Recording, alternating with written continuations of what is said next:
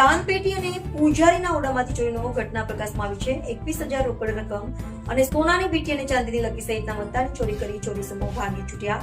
ડભોઈ તાલુકાના અકોટે ગામે statue of unity મુખ્ય માર્ગ ઉપર આવેલા શનિદેવ મંદિરમાં અજાણ્યા ઈસમો 2 દિવસ પૂર્વે ચોરીને અંજામ આપી ભાગી છૂટ્યા હતા।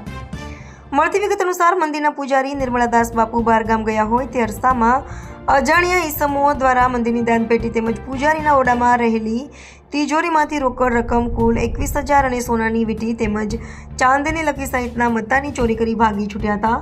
સમગ્ર બનાવની જાણ પૂજારી દ્વારા ચાંદોદ કરનાળી પોલીસને કરતા પોલીસે તપાસ શરૂ કરી હતી।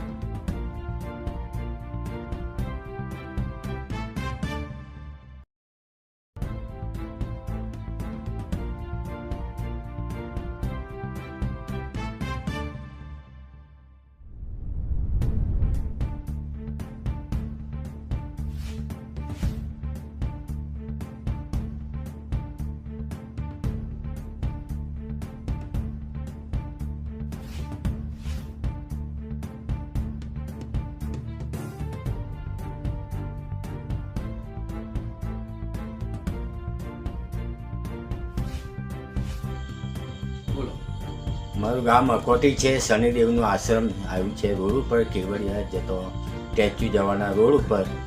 ત્યાં આવો બેના બની ચોરી થઈ છે। હું બરોડા હતો, આવીને જોયું 6 વાગે તો તિજોરી તારો બધું તૂટેલું છે।